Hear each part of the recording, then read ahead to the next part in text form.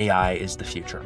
And if they don't have enough people internally, they're willing to train people. AI friend or enemy? Friend, it could become an enemy, right? I mean, What's your take on the future of the mix of energy? energy is in high demand right now. We do Definitely. not have enough. We do not have enough clean energy to meet, industrial targets and as also, clean energy targets. So we are, we're in an exciting place right now because Any case study that you might be using or you might have implemented in Siemens Energy? yeah, so currently I'm creating an agent for partnering, right? I have students who say, yeah, I use AI every day, every hour of every day, right? That I'm awake, right? Like that's great, but they're using it for like, what should I buy? Salami or pastrami, right? Like things that are not, AI is not meant for, right? Definitely. Use the nickname your team gave you. Oh, the Terminator. Really? Why? Because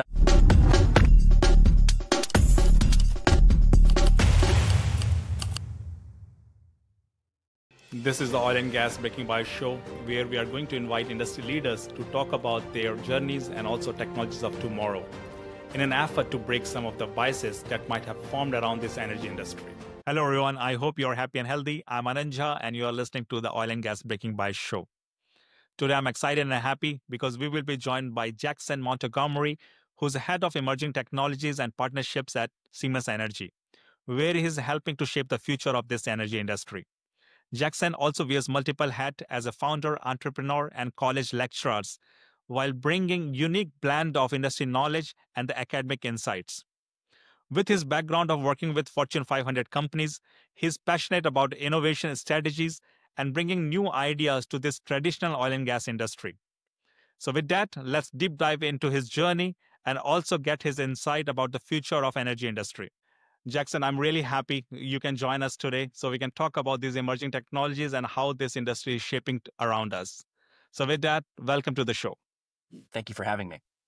Thank you so much. And so we met, I will say, in a couple of weeks ago, and we start talking about the future of energy and also how the new technologies like AI is shaping the world around us. Mhm. So we have a lot to talk about this industry, but this show is not just about technology, it's also about you.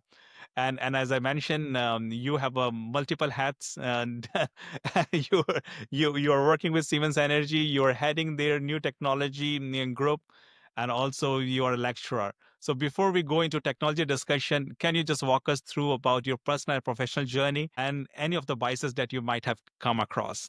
So what's weird is I didn't start in technology, right? My background is I grew up out west in the United States, where we jokingly say our nearest neighbor was the brown bear, right? Because you didn't have a lot of there wasn't a lot of opportunities to learn Yes. technology or computer science. It's something that I got into rather late in life, right? So in the college age, right, I was working as a radio host, and I was working in a couple of different I was in 35 different student organizations when I was in college, and got to do a lot of different things. Technology came to me after that in college, when I was like, this is some really interesting things that are happening, and I went from there to working for a technology company. So I worked for Wipro, if you're familiar with Wipro. Yes, I'm very much familiar. Like that's company from India.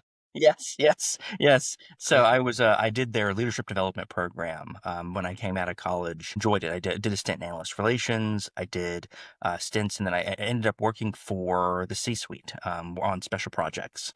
So I was based in New York City, working for then CEO, doing strategic projects. Questions that were asked were like, hey, we have an issue with this. Can you help us? Right. And then I was working with our artificial intelligence platform. And back in the day when it was a couple of guys in a back room answering queries, right? That was artificial intelligence. And so, I worked with the development of that. And before that, I had worked in sales and technology, right? So in operations. And so, I did a lot of work to then go in and get my graduate degrees, very, very much focused on technology. And then joined Siemens about 7 years ago doing technology consulting while also still teaching. So after I got my first graduate degree, I started teaching at the University of Georgia, where I taught emerging technology I taught statistics and data analytics. I combined the two, and I taught a couple of different courses, right? Very much focused on technology for management, right? So I still do consulting now, where I advise investment firms on a variety of different technologies, such as artificial intelligence, robotics, and other things that I have become an expert on in over the past several years. So I can that's a brief imagine. background. But I can imagine, like you have started and working on AI. I think almost 15 years ago, if I'm not mistaken, correct? Yeah, a little over 15 years ago, Yeah, I was working a in little over cybersecurity. 15, and that time I think those are the early days of this Yes. technology. And now every second person is talking about AI these days.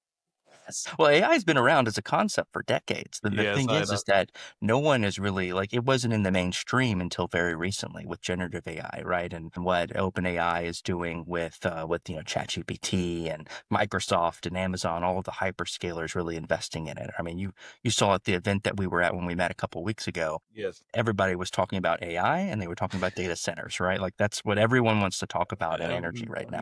Definitely, definitely. So we will talk more about it. But I'm coming back to your journey. So as you said, like you have started in the west of US, and you didn't have that exposure of technology. So how you get connected with the technology, and how did you shape your career? Yeah, so college, right, is where I started to get some understanding of where I thought technology would be. I really loved I don't know if you ever watched the show BattleBots, right? Years and years ago when they had the robotic platforms fighting against each other. That was kind of like my first foray into, hey, well, robotics seems kind of cool. And so I had learned from there I started learning in college all the different elements of coding and because I wanted to see, hey, could I build a robot like Yes. this? Or hey, could I understand how the robot thinks and works, right? So that's how I started in college and then worked for multiple technology companies, right? Where I was working from a business function most of the time, but from those business functions, I got access to, and I always tell people that I serve currently, and I've always served throughout my career as this person who can speak the technical speak of the programmers and the DevOps teams. And then I can also speak the business speak, right? Which there's not a lot of us who can do that, right? You tend to either be one or Definitely. the other. Because we work in silos, like we always talk about, correct? Like we have Yes. a lots of knowledge, but there are very few people who can connect the dots. Yeah, like Yes. from the technology and what consumer needs and what business can deliver. Yep. And I was just giving, so I gave a keynote address a couple weeks ago, at an event, and we were talking about AI and supply chain, right? And it's great to now see how many people are starting to become more competent in when it comes to artificial intelligence and technology in general, right? I mean, we've always been, as I'm sure you've seen around my age, right? Like the times go where we've picked up things like PowerPoint and things like that, Yeah, the yeah. basic Yes. business processes, to now see people using RPA and other elements of artificial intelligence and starting to apply it to everyday work. That's exciting stuff. And that's something I've been doing for years, but now it seems to be becoming a lot more mainstream. And that might be making you more excited about the future. It absolutely is, right? So I teach a future studies course, right? So that future studies course, we look at, well, what will the future hold in 10, 15, 20 years? Because I primarily teach MBA students, and MBAs are constantly looking at, well, they're, in their late 20s, the mid 20s to late 20s to early to mid 30s is primarily a lot of them are. And that's really where I think, they're looking 15, 20 years, they'll still be managers in their businesses. 15, 20 years, there's a lot of changes that are going to happen, as you're probably aware. And definitely, I can imagine. So how you are juggling across your diverse roles? Like one side you are working with the one giant, like Siemens Energy, and one side you are a lecturer who is talking about these technologies. Yes. And then, I do consulting and then I have a startup as well. So, right. So So do you live in this world like where we all have 24 hours? well, I think the best way to look at it is I have an amazing spouse who is if she wasn't there, because I have also have 3 young kids. So if I didn't have her, I would not have I'd be able to do everything I do, right? So Yes. I know it's kind of a comment that I'm sure men like us talk about all the time, but I think it's really important to note, right? Is that our partner, whoever they may end up being, is really important to the ultimate success, and Definitely. they're not given enough credit, I think, because my Definitely. The wife support definitely is needed. deserves it all. Yes. Definitely, definitely. Yeah. Without support, you cannot do much. But also, like we talked about some of the stereotype and bias that you came across, like when you change your industry, like you started with the Wipro that is more on software based, and now you're working Yes. with the Siemens Energy, which is more hardware based, correct? Like more bigger stuff like turbines, compressors, and Uh-huh. all those things. So did you face any other biases, maybe the stereotypes or something, maybe within you? Like I'm not just saying like how people look on you, but did you feel any kind of challenge when you try to do multiple things, and also when you change Absolutely. your industry? Yeah, absolutely. I mean, like, I think so a lot of MBAs, right? A lot of my students, right, end up being, switching careers or even entire industries, right? And I try to teach them from my own knowledge, but from also mentoring dozens of students, right? And what I've seen. And I could tell you there's definitely learning curves, right? But the important thing is you have to be willing to learn. And so I think even if you switch mid-career, right, like some people do, or if you switch to a different industry, you have to be willing to learn and you have to push yourself to learn because especially in an industrial environment like Siemens Energy is, as someone who didn't come necessarily from industry, I'm not an engineer, right? I'm a Yes. self-taught engineer. That's what I say. And there's a lot of things you have to learn because otherwise it's just assumed that you know these things, right? Definitely. Definitely. And I believe like you must have gone through the same cycle of self-doubt, correct? Like when you make those big decisions. What's helped is the consulting side, right? So, Siemens Energy knows everything I do, right? There's no secret like me starting a business and they don't know about. And I tell them and they're supportive of the fact that everything that I do actually helps me in my career, right? Helps, I Definitely. bring that. So the Yes. knowledge I get from academia, the knowledge I get from consulting, the knowledge I get from startups, right? All of that I apply to my day job as I say it, right? Definitely. And it's really helped because I consult in every industry, right? There's not a single industry that I have not consulted in because in the end, especially with technology, the use cases can be very similar. Every industry has finance department. Every industry has, departments for, supply chain, right? All of these are very important. And so I learn from each of those and I can bring that to my knowledge that I have at Siemens Energy. But that also helps you to think outside the box. Like most of the time, as we started, like we live in that world, and then we don't know what else is happening outside. So especially in your role, when you're touching different points or meeting different people outside your industry, that definitely brings a new perspective. Oh, absolutely. I mean, you and I connected. I'm also, I'm naturally an extrovert, right? So I think you and I also connected because so but that helps, right? Because, Yes. I started my career in sales, right? I started in technology sales and operations. And because of that, I can connect with anybody. It doesn't matter, what their race is, their sexuality, right? All of that stuff doesn't matter in the end because you could find a connection with somebody. And that's the most important element of any business relationship. Makes sense. Like in previous episodes, we talk about the importance of mentorship and networking. Do you want to share your experience on this topic? Sure. So, like I mentioned, I've mentored dozens of students, right? And some of them are older than me or of my same age, right? Because I'm only in my 30s, right? And I can tell you that it's been great, right? I think every leader who is worth their salt will tell you that they learn more from mentoring others than from day-to-day activities in business. Because in the end, you want to provide value to the person you're mentoring.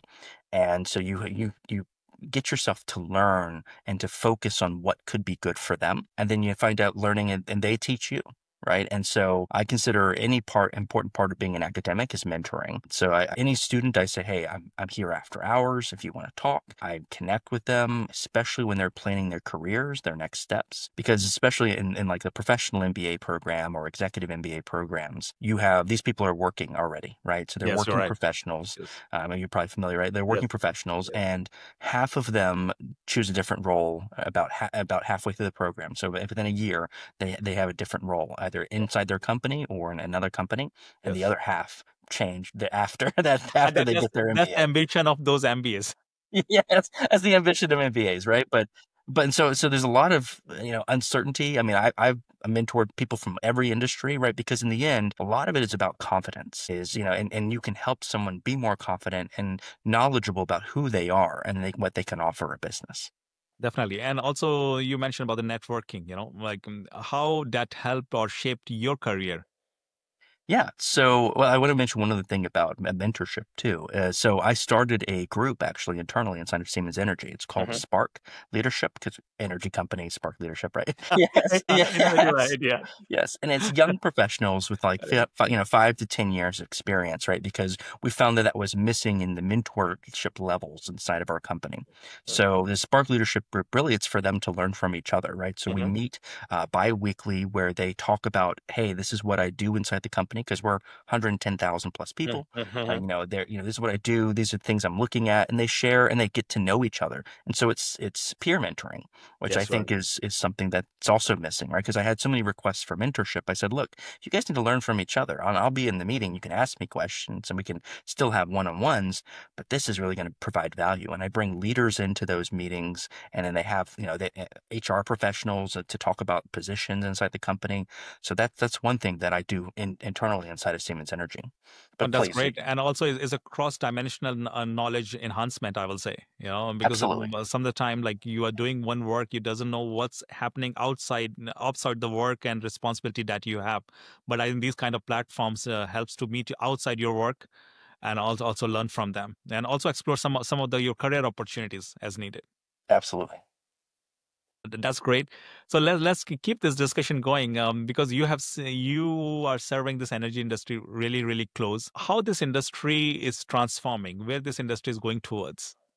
So this is interesting, right? I've had, and I've told my boss about this, so he knows. I've had multiple invites for other jobs, right? So people have been trying to recruit me basically out of Yeah. Siemens Energy, and I tell them, I say, look, I really love the industry that I'm in, right? I mean, we're in the Yes. same industry, right? It's such an exciting time. So what I'm doing, right, in emerging technologies and partnerships is I'm forming partnerships with companies that are forming the energy future. Hmm. Right. So whether it be, nuclear fusion or fission companies, right? We just had Yes. these are two public announcements, right? So we just Yeah. made an investment in Marvel Fusion, right? So it's a big laser fusion focused company. We also are had made a announcement that we connected with Rolls-Royce and Mhm. are providing them technologies for SMRs, right? So for nuclear fission, and we're looking at all these other types of technologies right now because in the end, in the conference that we were both at, all of these companies are really energy is in high demand right now. We do Definitely. not have enough. We do not have enough clean energy to meet industrial targets and as also clean energy targets. So we're in an exciting place right now because there's so much that can be done. There's so much innovation happening, and it's just fun to be part of it. So, what's your take on the future of the mix of energy? Like energy mix, like just to put it in the simple words, because in the past it was more about oil and gas based, correct? Yep. But you already gave some examples. But how do you see how the future will evolve? Yeah, so I wrote a white paper a couple of years ago called Energy 4.0. And in that white paper, I talked about the future of energy, right? And where it would be. And the way that I looked at it is you have to look at it from short, medium, and long term energy futures, right? So in the short term, what we're seeing is a lot of renewables being added to the grid, right?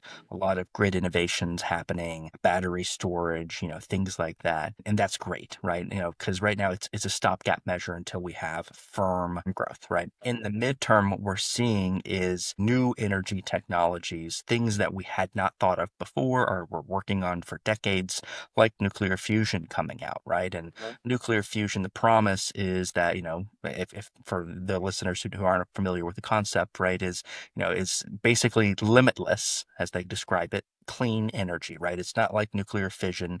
They call it a nuclear fusion reactor. It's not really even a reactor, right? Like it's not generating a lot of nuclear waste like what fission does. And so the idea is that you could roll these out and produce more energy than you're putting in, right? So the idea is that it could be exponential growth of fusion technologies. So that's exciting stuff, as well as new types of renewable energy like hydrogen. There's a lot of hydrogen development, a lot of battery storage development, Yes. lots of new batteries that are coming out. So being able to take waste heat energy or other things and produce energy from that. So more renewable gases. So that's kind of the midterm is we're getting, really effective at that and producing that or mining it from the ground, like with white hydrogen you can look up all the different types of hydrogen. The Makes sense. listeners, I'm sure you're aware, blue, green, white, like It's a everyone rainbow. talks about these. It's a rainbow. Yeah, it's a rainbow of hydrogen, but It's a rainbow hydrogen. a lot of people are excited about hydrogen and what the future lies there. And then making fission, right? So like in the short term, again, making things more effective, right? So SMRs, small modular reactors, right? Making those more efficient and safer and more deployable, because in the past, nuclear fission has taken a long time to roll out and it's been a little bit less safe, right? So those things are what we're seeing in the short term is development of current technologies. Midterm, we're seeing those technologies really starting to, new technologies being added to the grid. And in the long term, I think those new technologies are going to be the primary energy sources for the grid. Definitely. One thing we also talked about in the past about geothermal. Geothermal is also going to play a big part, and that is coming from oil and gas industry, and it's nothing new for them. I think Yes. Yes. it's just extension of that same technology.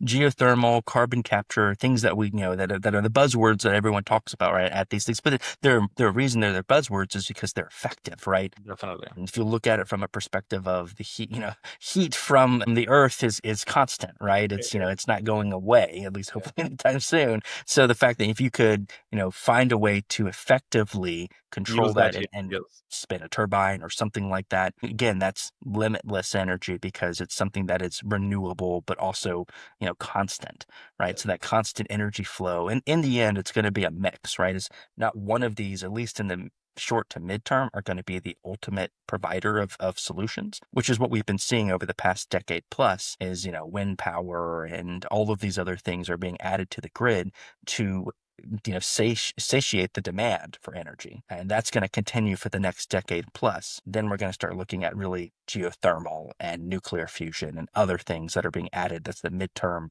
And then eventually one of those, maybe nuclear fusion, will be the end, the one that's providing all of it because it's inexpensive enough to provide a huge amount of energy that we need. And good to see the adaptability of the people around nuclear because like after the incident happened in Japan, everybody was moving away from nuclear.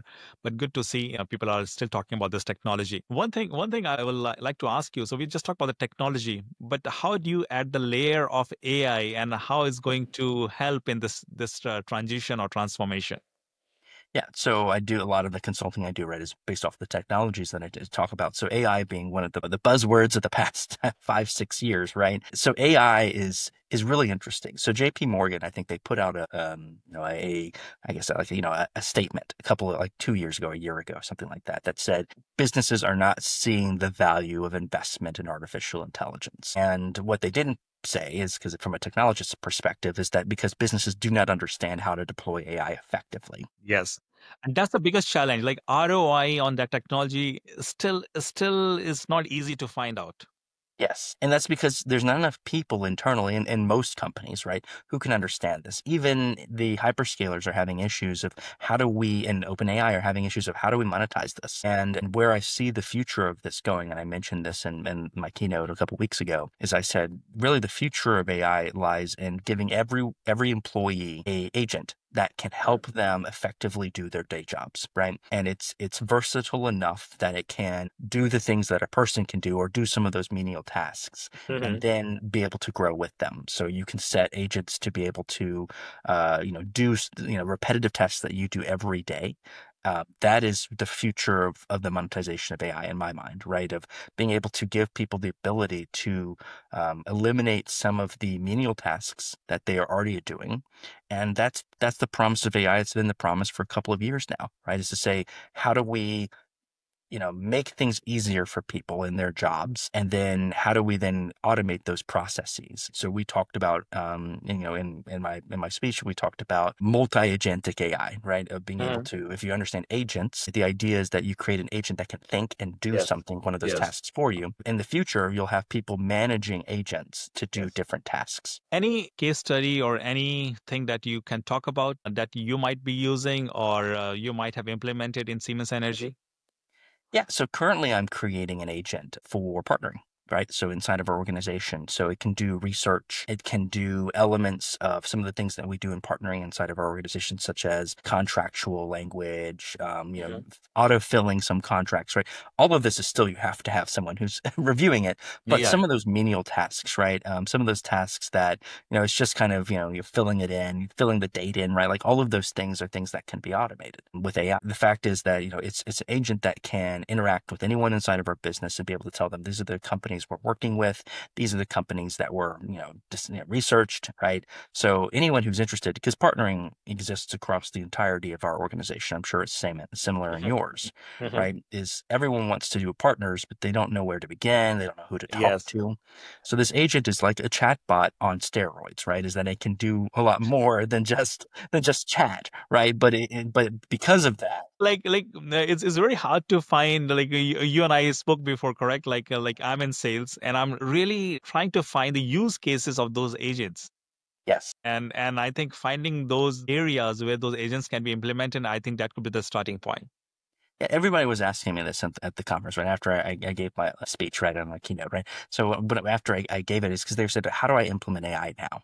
Right, and I said, "There's so many companies out there that are already deploying AI agents. Salesforce, for example, with Einstein, right? So, like that can help you and if you're in sales, right, it can help you know more about the person that you're getting ready to speak with for a sales engagement. It can remind you of all of your notes. It can pull from Mhm. company notes." Or Mhm. how have we worked with them in the past, all of those things. So it's able to do a lot of that already, right? Close the deal if you're Yes. talking in a sales relationship. So there's a lot of, and I say, look, if you can't deploy it yourself, you don't have AI, you don't have really an AI budget inside your organization, start with the companies that you're already working with in your IT stack. And that there's a lot of clicks after that for in people's minds. Like, oh yeah, I could work with Salesforce or SAP or another company Yes. to do this. Yes. Yes. Yes. No, that makes sense. So lots of things are happening in this industry, and this industry is not boring. Yes. Definitely is not boring, like, because there are lots of technology. We talked about the industrial application, but these AIs, machine learnings, they are bringing new aspect to this whole discussion. So Jackson, I'm going back to your journey. Like, let's talk more about it. You had a very interesting journey till today, but if you have given a chance to make any changes, what those would be? Well, I would have pushed for more for coding earlier, right, in my career, right. I think a lot of people are a little afraid of technology, right, especially like learning to code or something like that. But in the end, I mean, every coder I talk to, they do internet research, right, to find if they don't know something, they're like, hey, so, how do I do this code, right? They'll just do search for something, and And someone now, will have said something. now we have a chat GPT. Yes. Well, and now, coding is becoming less important, right? So you're seeing that a lot of coders are having issues finding jobs Yes. because, AI is able to do a lot of the at least entry level coding, Yes. right? And so that's something where I would have definitely learned earlier in my career. I would have focused more, and this is what I tell my students, I would have focused more on I consider careers kind of like relationships, right? Like, there's a series of hurdles that you have to jump to find the right spot, right? Or the right person Yes. in relationship mind. Focusing on your industry first, right? What industry do I want to be in? And then focusing on the role, right? What role really makes sense for me to be in? Is it sales? Is it strategy? Is it marketing, right? That's really important as well. So if you identify your industry you want to be in and you identify the role, then you can identify what company you want to be in, right? And Definitely. then you can make those determinations. And I tell my students, right, I say when you're looking for a new job or a new role, treat that like a job, right? And not enough people do that to then find the right fit that they want to be in. Definitely, and definitely, you had really good points. So whatever the role you are doing, do it effectively and efficiently, Yes. and then you can grow from that role. Because sometimes we have ambition, and that ambition goes other way around. So you stopped Yes. enjoying, you are stopped giving 100% the role that you are doing today. Yeah. So Well, it's and good to I have tell this, ambition. Yes. yeah, when I tell a lot of Gen Alpha and Gen Z students, right, like this, I say, look, there's a lot of jumping around, right? Back in the old days, you worked in one career and one company for 30 plus years, right? That's those days are gone.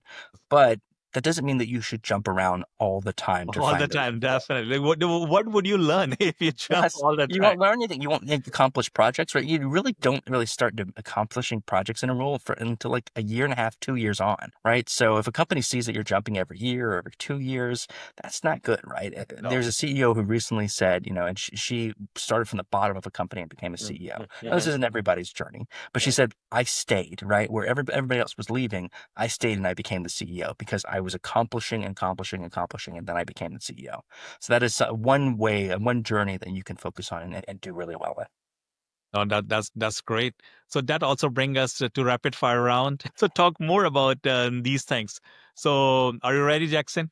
Sure. Let's see how ready you are. I hope I'm ready. Let's see. What do you enjoy in the morning, coffee or tea? I don't drink caffeine, Okay. so neither. Neither. Okay. A nickname your team gave you. Oh, the Terminator. Really? Why? Because it's a long time ago, right? But it was when in my first career, I was going through different contracts and I was terminating a whole bunch that didn't make any sense. Okay. And so they Terminate. nicknamed me the Terminator. Yeah, Literally terminate. the Terminator. Yeah. First job ever. Subway when I was nope, not Subway. That was my second job. My first job was singing at a church. I was 13 years old and I got paid to be in the choir. Man, like I don't know, like so you're a singer, you're a radio Back in the host. day, I was Okay, I didn't know about that. Okay, work from home or office hustle? Like what do you like? hybrid. Hybrid. So yeah, I prefer to work from home because I can focus on my tasks at hand. But for really important meetings and for true collaboration, you absolutely need to be in the office. I believe that a hybrid brings a mix of both. Good because especially when you have a new team or something you want to discuss, I think office environment helps a lot. Absolutely. AI friend or enemy? Friend, it could become an enemy, right? I mean, I have no doubts that many defense departments around the world are taking AI and utilizing it for nefarious, war purposes. But in the end, I think I believe in AI being able to bring a lot of the challenges that we've existed as in humanity, and to solve some of those and several of those, and to be a really effective use for humanity. It's in the end, it's not the tool that you have to blame. It's the people utilizing the tool. I think so. Everything has good and bad. So it depends upon us. What do we want to use it? Yeah. Innovation in one word. Fun. I think so. If you're I not think so. innovating, you're not thinking, right? Like Yeah, you no, should right. always be innovating in your role, even if it's like in a non-R&D role, right? You should always be innovating yourself as well as in your Okay, job. let me ask you like one question. Now, when you're looking for innovation, how efficient using your internal workforce to create something new versus putting a separate team outside of your corporate culture? You're speaking like someone who works for a large company. And I think everybody listening to this thing, like I want to get your response on this. Yeah, I mean, there's a reason startups are more effective when it comes to innovation, right? I mean, and that large companies end up purchasing a ton of startups, right? It's because there's so much red tape in large organizations for innovation. It can be challenging to innovate, right? Yeah. And there's a lot of politicking in every organization that I've consulted for or worked with, right? And so I can tell you that innovation is great, and that's why I have a startup, right? The startup that I have, I create smart devices, and it's nothing related to what I do at work, right? So they're fine with me doing it, but it's a way for me to be innovative and really think and challenge myself, right? And I can do that inside of our company as well, but it's a lot tougher to do, right? Yeah. There's a lot of hoops you have to jump through, and That's the story of any big corporates, correct? yes, yes, any big corporate, that's just the way it works. Definitely. One thing your students teach you. Whew, patience. Seriously, I mean, one of the challenges that academics have right now is AI is being utilized to do the thinking for students. A couple of years ago when I started teaching, no one was using ChatGPT to Yes, write right. papers, right? Like that just didn't exist, at least in the mainstream. Now it's a challenge for academics to be able to say, which is why I do a lot of simulations in my classes, right? So you have to have read the material because it's not like you could pull up AI and have it while you're trying to do a simulation. So and a lot of my grading is based Uh, off of that, right? yes, And we have to lots do of a project. static information is available online. Yeah. Well, and so then I encourage them to use AI, right? Encourage them to utilize it for the projects, like especially data analytics and statistics. I say, look, use it to learn and then apply it towards your work, right? And to do a simulation or do an actual project, right? For your business. And so I hope that that allows students to really learn in my classes. You made a really good point. Actually, I was listening to another podcast. They were talking about there's lots of information, but the problem with the new generation, how to use this information and implement it. Yes. The That's a critical struggle. thinking skills in danger, right? Because people Yes. didn't think that. I mean, I have students who say, yeah, I use AI every day, every hour of every day, right? That I'm awake, right? Like that's great, but they're using it for like, what should I buy? Salami or pastrami, right? Like things that are not AI is not meant for, right? Definitely use your interest, your own knowledge Yes. to decide on these things. That's great. One gadget you cannot live without. Oh, my phone. Yeah, I've been to over 80 different countries, and I tell them as long as I have an internet connection in my phone, I can do and see and get anywhere, right? I think that's probably true for most generations, but I yeah, think so. Yeah, okay, the phone. Okay, future in one sentence. exciting. It's a word, right? But Yes. I guess let's see if I can give you one whole sentence full of technology we haven't even seen yet. Oh, really? It's a lot to explore. Oh yeah, if you ever Lot. heard about the singularity, right, by Ray Yes. Kurzweil, like that is something that he's actually moved up the date into like their late 2030s of when AI will we have AGI, right, and not only AGI but our AI that's smarter than people, and just the amount of innovation that will happen when that happens, it's going to be exciting. Hopefully your listeners are will be around during that time and they'll be able to see this amazing things that are coming out. That's amazing. So last not the least, I know we are running out of time, but we already talked about so much about technology and everything. But I have to ask you one question. What one bias do you see that still exists in this energy industry? And how can we overcome? Yeah, so I think our company does really well, right? Siemens Energy does really well in DEI initiatives, right? So DEI currently in the United States, right, has kind of some bad Yes, yes, yes, connotations, right? yes, yeah. But I think in the end, it's a good thing to push for diversity. So in our company, right, so in industrial, engineering companies, engineers have tended to be, male focused, right? And we're really pushing for diversity of thought, and in a good way, right? Not just doing diversity just for diversity. We're doing it where we want to promote it amongst people who traditionally wouldn't have been seen in these roles, but who are really effective managers, really effective people. And so I think that's one thing that is changing in the energy space, right? Is this male dominated space is It really is. becoming dominated by people who are just smart thinkers, right? And it doesn't matter what race you are, what sex you are, Yes. those people are going to be the ones who are going to be leading the energy future. And that's exciting time to be in, where we can look at our equality across. I think in business that we really see it, right, is equality of thought is really appreciated, and I like that. I can imagine like different race and the religion, like all these things bring new point of views into the discussion. So we need ever more inclusivity and diversity if you Yes, want to make this business successful. absolutely. No, that's great. So one thing I will ask you, where to learn about AI and how to implement AI into your business. So there's a ton of online resources, right? So if you're just starting from the basics, you don't even know, let's say nothing, you don't know anything about AI. There's a ton of online resources. People talk about it. Professors, their lectures are available. If you really want to become a practitioner, then most businesses offer AI like level courses, right? Like we have a certification relationship courses. with Microsoft and they do Microsoft trainings on like OpenAI, right, and ChatGPT. So you can get those access from your company. If you have a really effective and really strong leadership inside your company, you can do external resources. You can do online classes. There's a ton of them. Coursera has some. You can do a lot of different, there's a lot of companies like Coursera, but the idea is that you can do online classes. And if you want to become the AI person of your company, you can get a degree.